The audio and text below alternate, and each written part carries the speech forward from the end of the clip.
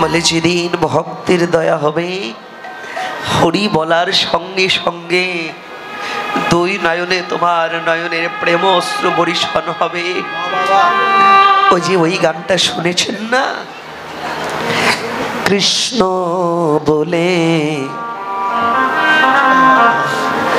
কাঁদবে কবে,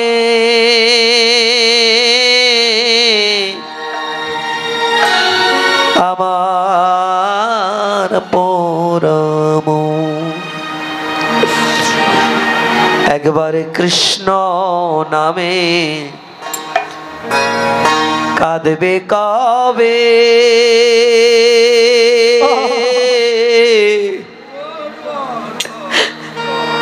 আমার পরম। আমি কবে যাব সকল ছেড়ে, আমি কবে যাব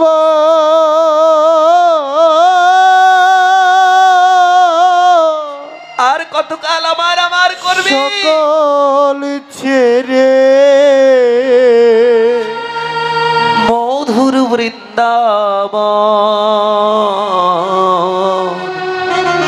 মধুর কৃষ্ণ নামে কাঁদিবে কবে,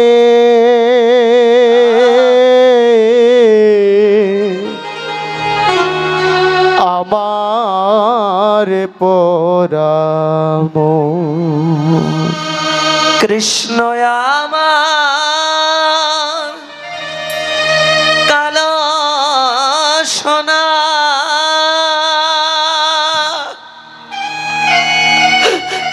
বনমালী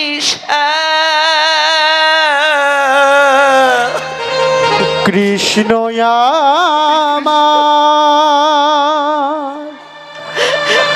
কাঙা সোনা,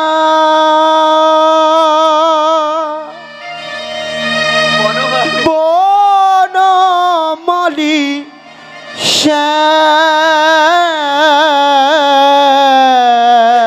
ভুল করিয়া একদিন আমি লই নাই হরি নাম রে, ভুল করিয়া লই নাই আমি এই কৃষ্ণ নাম। ওই কৃষ্ণ আমার জীবন মরণ, ওরে কৃষ্ণ আমার জীবন মরণ, ওই গোপাল আমার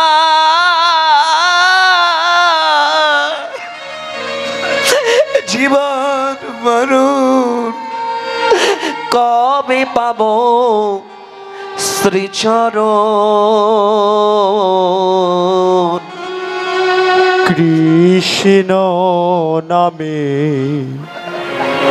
কাঁদিবে কবে,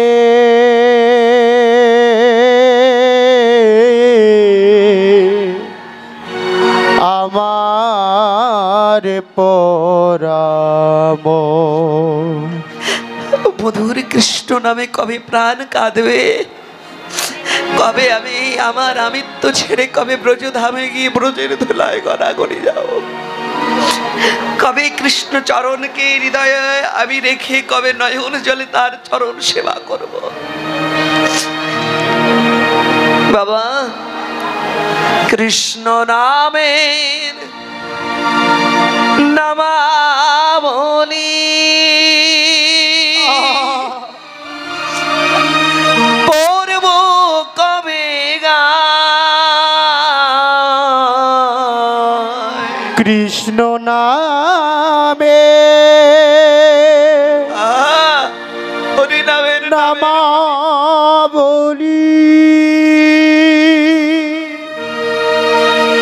পড়ব কবি গায়,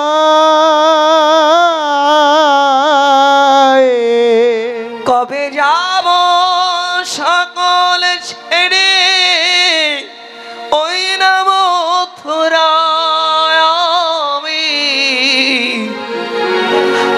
না মথুরায়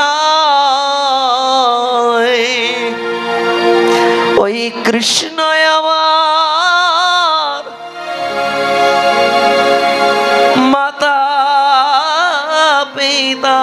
ওরে কৃষ্ণ আমার মাতা পিতা, কৃষ্ণ আমার মাতা পিতা,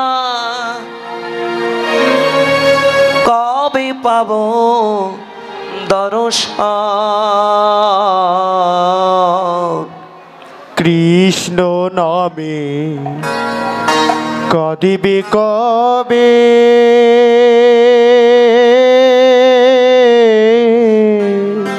আমার আমার পরাম।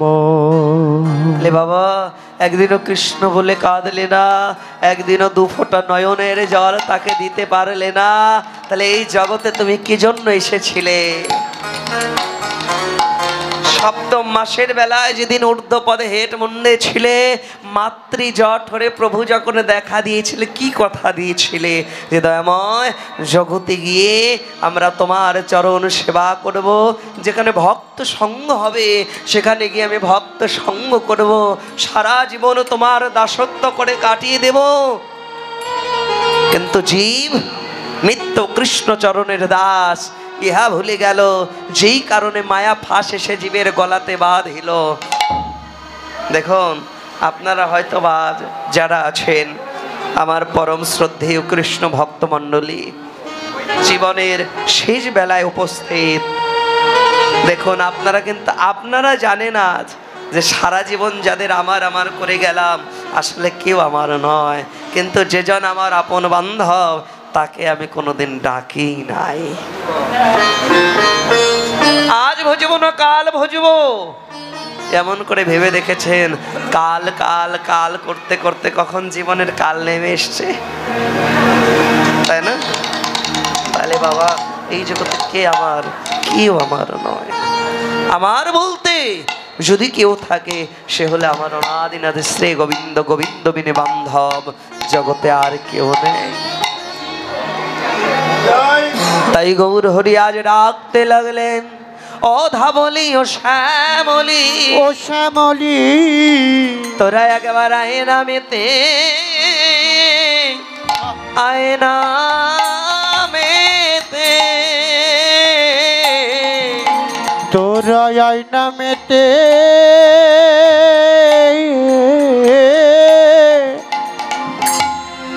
আয় নামেতে, বলি একবার মধুর কৃষ্ণ নামেতে, একবার আয় নামেতে, আয় নামেতে। ওরে মধুর কৃষ্ণ,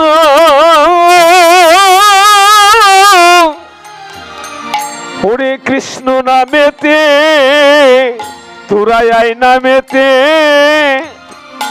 আয় নামেতে। আমি নামে এনেছি, হরি নামে এনেছি, হরি নামে এনেছি, হরি নামে এনেছি। আমি কোনো বাধা নামে এনেছি, হরি নাম এনেছি, নাম এনেছি। ওরে কোন বাধায় নাম এনেছি, হরির নাম এনেছি, নাম এনেছি। কোনো বাধা নামে এনেছি, মুখে হরি হরি হরি বলে। ওরে কোন বাধা নাম এনেছি, হরি হরি হরি বলে।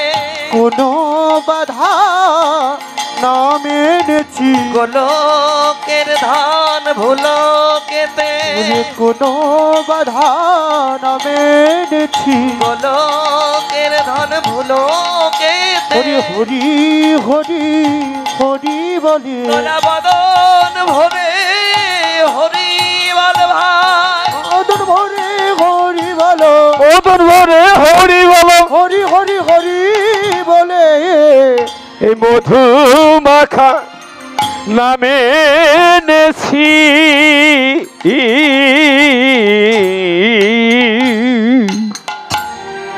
চৈতন্য চরিতামৃতে কবিরাজ গোস্বামী প্রভুপাদ কলম দিলেন অনর্পিত চরিং চিরাত করুণায় অবতীর্ণ কল সমর্পয়তমুন্নত জলরসাং সভক্তি শ্রেয়ম হরিপুরট সুন্দর দূতি কদম্ব সন্দীপিত সদা হৃদয় স্কন্দরে স্ফুরত সচিরনন্দন।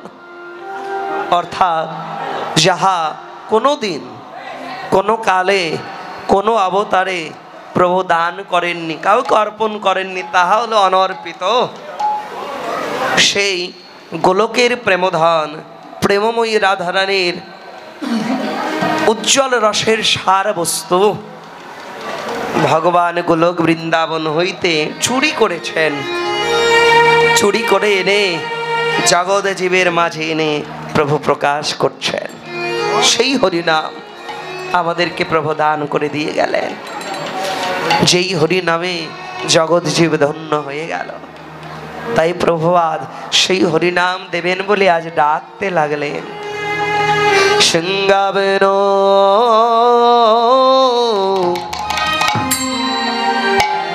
মরলে কো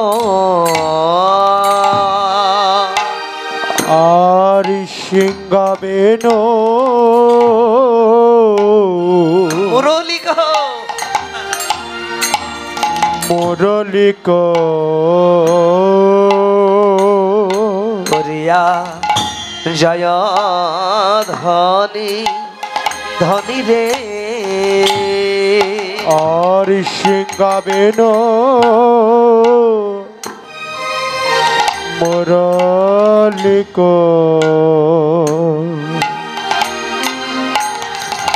করিয়া জয় ধনী রে আবার বলে হই হই হই হই বলিয়া গোরা ফিরায় পা শোনে গো আবার হই হই বলিয়া গোরা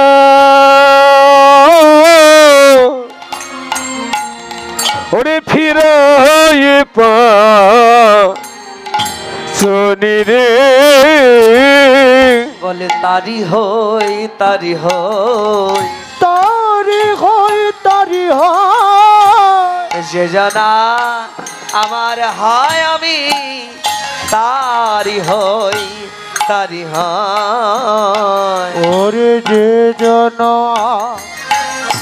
মারি হয় আমি তারি হয় তারি হয় যারা নিজের বলতে কিছু রাখে না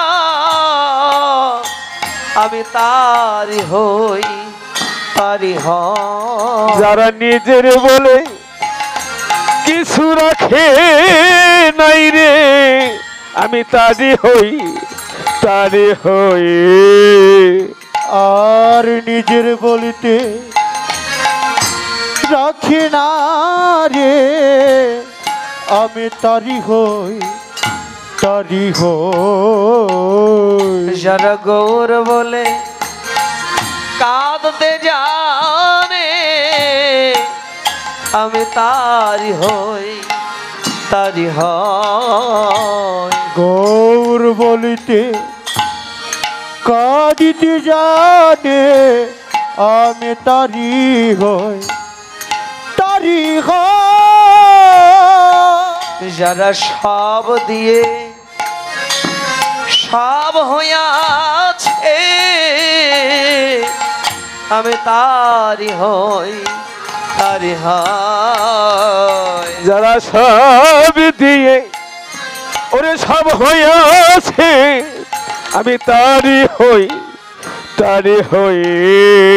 যারা সব দিয়ে সব হইয়াছে কি বলে জানেন? গৌর তোমার হলাম বলে সব দিয়া সব হয়েছে, গৌর তোমার হলাম বলে সব দিয়া সব হয়েছে, গৌর তোমার হলাম বলে সব দিয়া সব হয়েছে। গৌর তোমার হলো আমি তারি হই তারি হই। সিংহ বেনু মুরলি ওরে মুরালি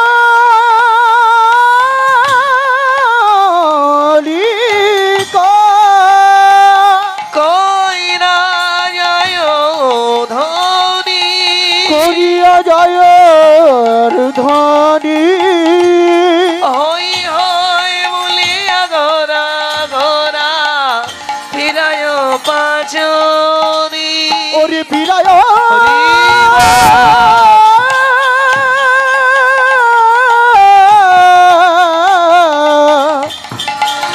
ফিরায় পা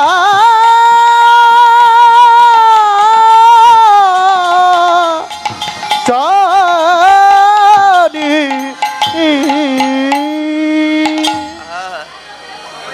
তাহলে গৌর হরি আমাদের ডাকছেন সিংহা বেনু মুরলির ধ্বনি করে। তাহলে বাবা সিংহা যেটা ছিল দাদা বলরামের হাতে বৃন্দাবনে, বেনু ছিল ভাই কানাইয়ের হাতে। আপনারা জানেন বেনু শব্দের অর্থ হচ্ছে বাঁশি, তাই তো? তাহলে আবার মুরলি কেন বললেন? বললেন মুরলি শব্দের অর্থ বাঁশি। তবে বেনুর ছিদ্র সংখ্যা হলো 8টি আর মুরলির ছিদ্র সংখ্যা হচ্ছে 9টি, যেটা আমাদের পা থেকে মাথা অবধি খুঁজলে পাওয়া যায়। সেই নবরন্ধের 9টা ছিদ্রের এই মুরলিটা গৌর হরি বাজাচ্ছেন। দেহ মূর্তিটা, কণ্ঠকে সিংহা, বদনকে বেনু করে গৌর হরি বলছেন হই হই। কয়বার বললেন? 2 বার বললেন হই হই। একবার বললেই কিন্তু হতো বাবা, তাহলে 2 বার কেন বললেন?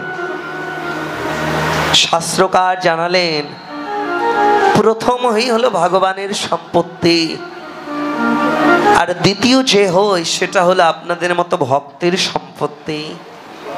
কেমন? বলে ভক্ত যদি আমার হয়, ভগবান বলছে ভক্ত যদি আমার হয় তবেই তো আমি ভক্তের হই। তাহলে ভগবানের সম্পত্তি হলো করুণা, ভক্তির সম্পত্তি হলো ভক্তি। যেই ভক্ত ভক্তি দিয়ে যত উপরের দিকে উঠতে পারে, আমার ভগবান করুণা করে তত নিচের দিকে নামতে থাকেন। তাহলে ভগবান বললেন আমি তার হই। কার? যারা আমার হয় আমি তার হই। কার? যারা গৌর বলে একবার কাঁদতে পারে আমি তার হই। কার? যারা নিজের বলতে কিছু রাখে নাই আমি তার হই। কার? যারা সব দিয়ে সব হয়েছে আমি তার হই। তবে সহজে হই না। কখন হই জানিস? যে করে আমার আশ আমি করি তার সর্বনাশ। তবু যদি কোনো ভক্ত না ছাড়ে আমার পাঁচ, তবে আমি হয়ে যাই সেই ভক্তের শ্রী চরণের দাসের অনুদাস। হরি বল। তাহলে ভগবান তো তার হয় বাবা যারা নিজের বলতে কিছু রাখে নাই, যারা বলে দয়াময় আমার বলে তো কিছু নেই, যা আছে সর্বস্ব তব চরণে আমি সমর্পণ করে দিলাম, তার হয়ে যায়। যারা সব দিয়ে সব হতে পারে তার, একই তো হয়ে গেল কথা দুটো। সব দিয়ে আবার সব কি করে হয় বললেন? উচ্চারণ দুটো এক, বানানটা একটু আলাদা, এর অর্থটা একটু ভিন্ন। একটা হলো দন্ত স ব সব, আর আরেকটা হলো বাবা তালিব স ব সব। কথার উচ্চারণ দুটো এক, অর্থটা আলাদা। একটি হলো দন্ত স ব সব, মানে আমার বলতে যা আছে দয়াময়, দেহ মন প্রাণ জীবন যৌবন, এক কথায় আমার বলে যা আছে সব আমি তব চরণে অর্পণ করে দিলাম। যারা সর্বস্ব গোবিন্দ চরণে অর্পণ করে দিয়ে যারা তালিব সব সব হতে পারে, মানে মৃতদেহ।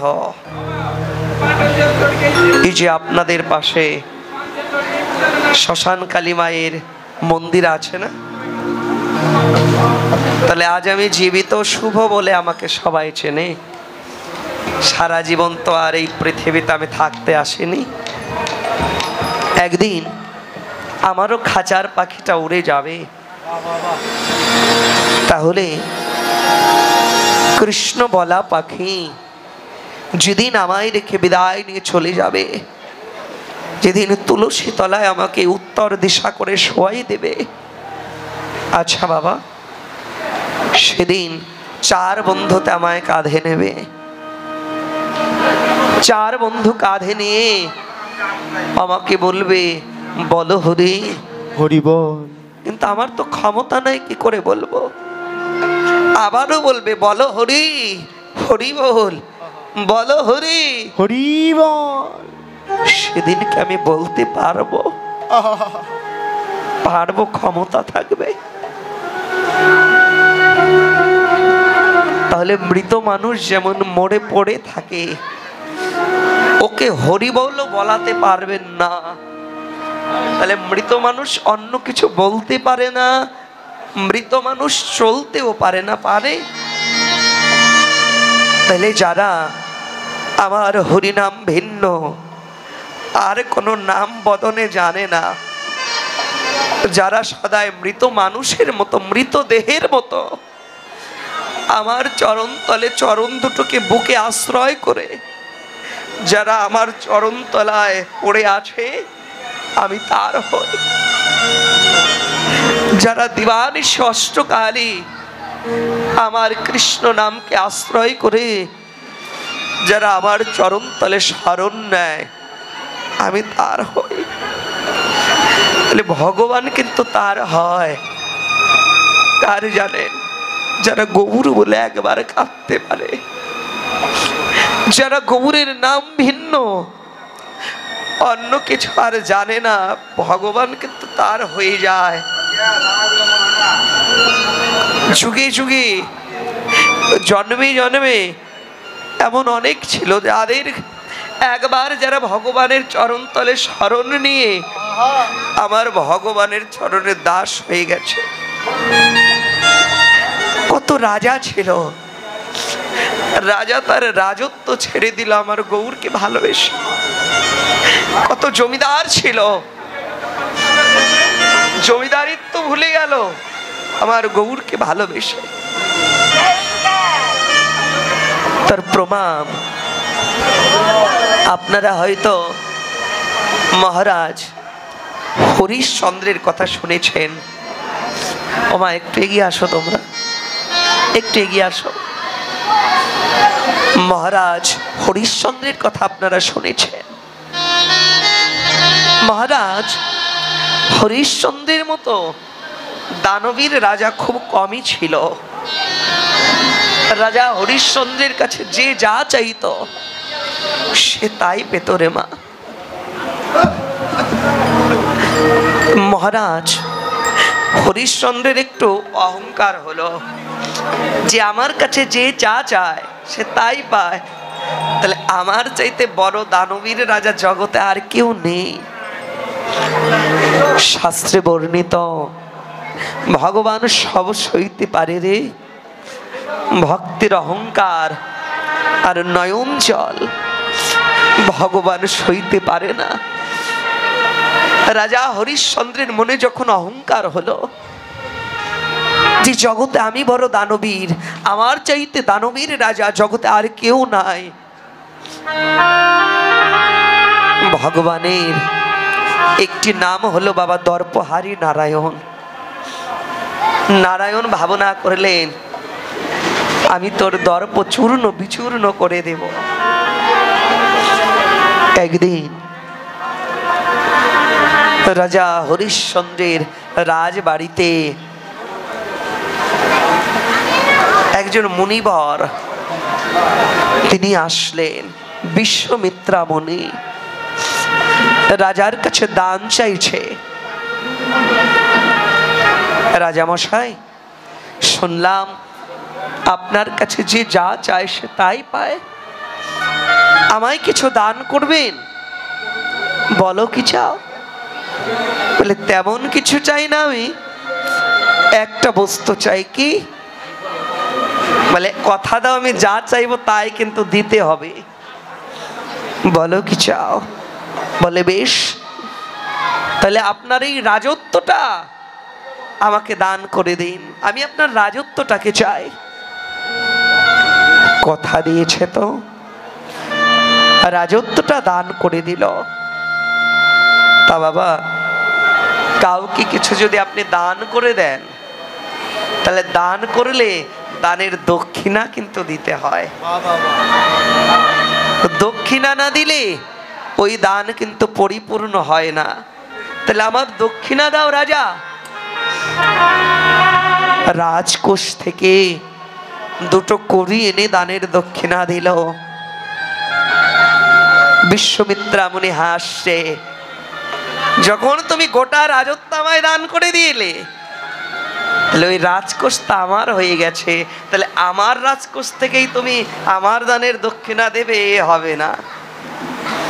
নাও, আমি তোমার দান গ্রহণ করব না, তুমি তোমার দান ফিরাই নাও। বলে না না, আমি আমার দান যদি পরিপূর্ণ না করতে পারি আমার অধর্ম হবে, আমি আপনার দান দেব, দক্ষিণা দেব।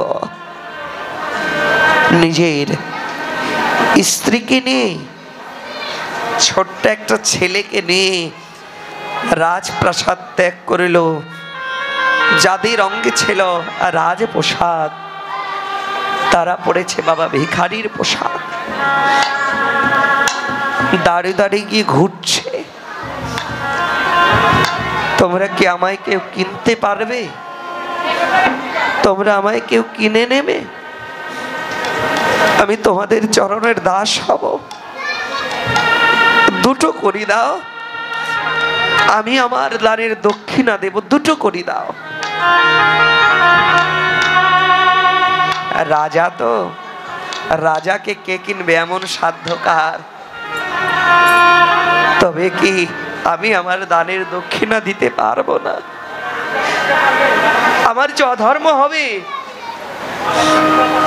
হাঁটতে হাঁটতে চলে যাচ্ছে, হঠাৎ একজন এসে বলছে, এই যে তোমরা নাকি বিক্রি হবে, আমার বাগানের একজন মালির প্রয়োজন, তাহলে তোমার স্ত্রীকে বিক্রি করে দাও, সঙ্গে তোমার ছেলেটাকেও নিয়ে যাব, দুটো করি আমি তোমায় দেব।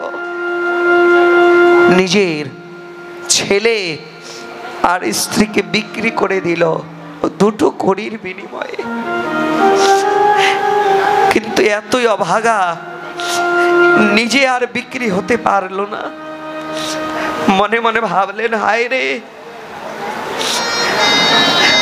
মানুষের চরণের